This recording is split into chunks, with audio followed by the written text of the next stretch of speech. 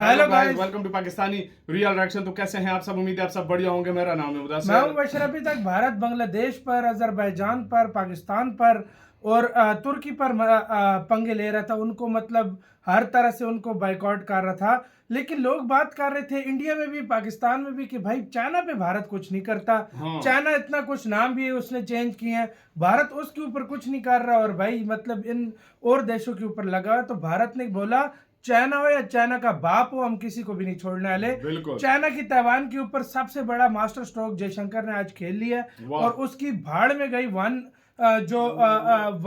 China policy जो है उसको भाड़ में फेंक दिया भारत ने। क्या हुआ सीन जानते हैं? मतलब ये नहीं है कि भारत सिर्फ और देशों पे, चाइना को भी भारत सही सबक सिखाएगा। तो काउंटडाउन करते हैं, स्टार्ट। दोस्तों, स्क्रीन पर एक तस्वीर आपको दिख रही होगी। ये वह देश हैं जिन्होंने भारत के साथ अपने रिश्तों को समय समय पर खराब करने की कोशिश की, जिसमें सबसे ऊपर मलेशिया है, जिसने भारत सरकार को 2019 में सिटीजनशिप एक्ट को लेकर क्रिटिसाइज किया था। और इसके बाद मलेशिया से जो भारी मात्रा में पाम ऑयल भारत खरीदता था उसमें भारत ने गिरावट कर दी। इसके बाद बांग्लादेश है, जिसने अपने देश में मौजूद हिंदुओं पर अत्याचार किया।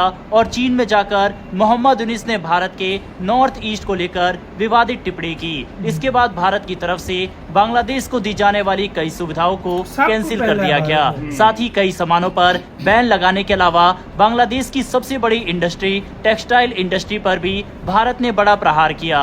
इसके बाद कनाडा है, जिसने भारत पर कई एलिगेशन लगाए और भारत ने जवाब में कनाडाई डिप्लोमेट्स को बाहर निकाला और वीजा सर्विस को भी कनाडाई नागरिकों के लिए सस्पेंड कर दिया। तुर्की और अजरबैजान के साथ भारत फिलहाल क्या कर रहा है ये हम सब जानते ही हैं। चीन के साथ गलवान घटना के बाद भारत ने क्या स्टेप लिए ये भी हम जानते हैं। वहीं मालदीव ने किस तरह से भारत के बॉयकॉट के बाद घुटने टेक दिए थे ये भी हम जानते हैं। ये सब बताने का कारण यह है कि जो भी देश भारत के खिलाफ जाता है भारत सरकार उसके ऊपर एक्शन जरूर लेती है। हाल की घटनाओं में भी पाकिस्तान का साथ देने वाले तुर्की और अजरबैजान के खिलाफ भारत की तरफ से कई बड़े स्टेप लिए जा रहे हैं। बांग्लादेश को भी लपेटा जा रहा है, लेकिन एक देश के खिलाफ भारत ने कोई स्टेप नहीं लिया, जबकि उस देश ने खुलकर पाकिस्तान की मदद की और वह देश है चीन। लेकिन अब भारत के हाथ में चीन को सबक सिखाने का एक बढ़िया मौका हाथ लग चुका है और ये मौका भारत को दिया है ताइवान ने।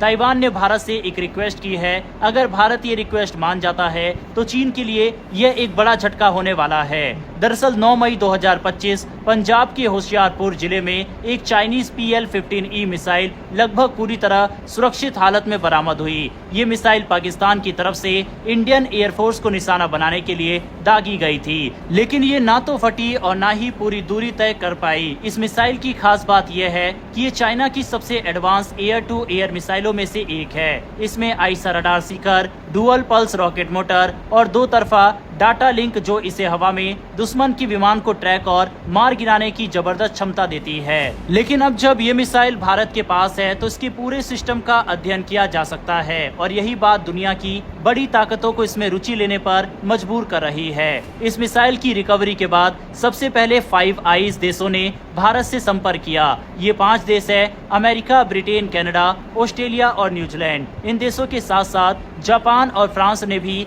भारत से इस मिसाइल के डेटा को साझा करने का अनुरोध किया। वहीं इन देशों की रिक्वेस्ट के बारे में हमने वीडियो बनाकर आपको पहले ही जानकारी दी थी। इन देशों की दिलचस्पी का कारण साफ है, चाइना की बढ़ती ताकत और उसका आक्रामक रवैया। लेकिन अब ताइवान ने भी इस मिसाइल से जुड़ी जानकारी मांगी है और यही बात इस पूरे मामले को और दिलचस्प बना देती है। चीन के J-20 स्टेल्थ फाइटर जेट में यही PL-15 मिसाइल लगाई जाती है और ये सीधा खतरा है ताइवान के लिए। अब अगर भारत इस मिसाइल की कमजोरियों को ताइवान के साथ साझा करता है तो ताइवान अपने एयर डिफेंस सिस्टम और मिसाइल टेक्नोलॉजी को और बेहतर बना सकेगा। यहाँ एक बड़ा सवाल उठता है, अगर भारत और ताइवान के रिश्ते और मजबूत होते हैं तो इसका चाइना पर क्या असर पड़ेगा? देखा जाए तो अभी तक भारत ने ताइवान के साथ केवल गैर राजनयिक संबंध रखे हैं, लेकिन अगर दोनों देश रक्षा तकनीक, इंटेलिजेंस शेयरिंग और डिप्लोमेटिक सपोर्ट जैसे क्षेत्रों में साथ आते हैं तो ये चीन के लिए एक बड़ा सिरदर्द बन सकता है।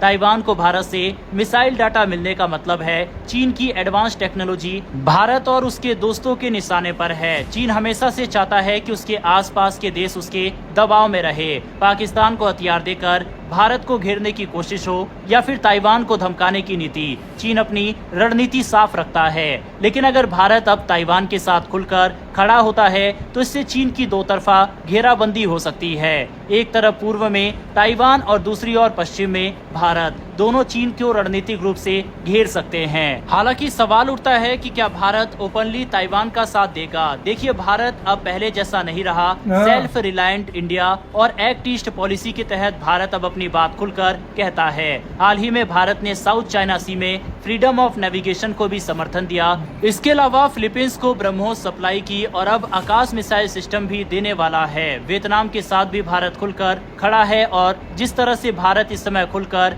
तुर्की, अजरबैजान, पाकिस्तान और बांग्लादेश के खिलाफ बड़े कदम उठा रहा है, यहाँ तक कि भारत की फॉरेन पॉलिसी और भारत के द्वारा उठाए जा रहे कदमों को देखकर अमेरिका भी हैरान है और भारत अमेरिका के ऊपर भी टैरिफ लगाने से पीछे नहीं हट रहा। ऐसे में अगर जरूरत पड़ी तो भारत ताइवान को भी वैसी ही रणनीतिक मदद दे सकता है, खासकर डिफेंस और टेक्नोलॉजी के क्षेत्र में। हालांकि अब सवाल ये भी उठता है कि चीन के खिलाफ जाकर और चीन से डायरेक्ट दुश्मनी मोल लेकर क्या भारत को फायदा होगा या नहीं। चलिए इसको समझते हैं। भारत और ताइवान की नजदीकी से भारत को काफी फायदे हो सकते हैं। पहला, चिप टेक्नोलॉजी में मदद। ताइवान सेमीकंडक्टर की दुनिया का किंग है। भारत को अगर टेक्नोलॉजी ट्रांसफर या निवेश चाहिए तो ताइवान सबसे भरोसेमंद पार्टनर बन सकता है। सेमीकंडक्टर चिप का इस्तेमाल मिसाइल से लेकर एयरक्राफ्ट और डिफेंस टेक्नोलॉजी से लेकर घर के अप्लायंसेस हर जगह होता है। ऐसे में यहाँ पर ताइवान की मदद भारत के लिए काफी ज्यादा महत्वपूर्ण हो सकती है।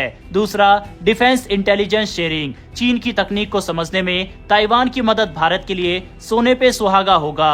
तीसरा, ग्लोबल स्ट्रेटेजिक सपोर्ट। अगर भारत ताइवान के साथ खड़ा होता है तो जापान, अमेरिका और ऑस्ट्रेलिया जैसे देश भी भारत के साथ और मजबूत संबंध बना सकते हैं। लेकिन अगर भारत ऐसा करता है तो चाइना के द्वारा भी कई कदम भारत के खिलाफ उठाए जा सकते हैं। जैसे कि चीन भारत को धमकी दे सकता है कि वो ताइवान से दूरी बनाए। दूसरा, पाकिस्तान के जरिए भारत पर दबाव डाल सकता है। और तीसरा, व्यापार पर असर डालने की भी कोशिश कर सकता है। ऑलरेडी करता है। इसी के साथ वीडियो खत्म। ये चीजें ऑलरेडी चीन करता है और भारत पहले भी ताइवान के साथ भारत ने मतलब रिश्ते रखने की कोशिश की और आगे भी रखेगा और क्या पता दे भी दे, क्योंकि भारत ने अभी तक सब पे एक्शन ले लिया, चीन को छोड़ा हुआ है और चीन पे भी अब भारत एक्शन। और सबसे बड़ी बात है, आज तक मान्यता नहीं दी है ताइवान को कि वो एक अलग कंट्री है। हमेशा उसको वन पॉलिसी बना हुआ है, वन चाइना पॉलिसी चाइना को मान रहा है अभी तक। और अगर इसी तरह चलता रहा तो चाइना कहेगा कि इंडिपेंडेंट जो है ना कंट्री है, इसको मतलब भारत बोलेगा,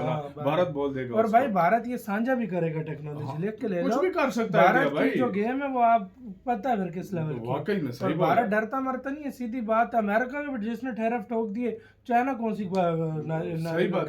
खेत की मूली है। तो आपका क्या इसका कहना, अपने राय बताना, अपना बहुत से ख्याल रखना।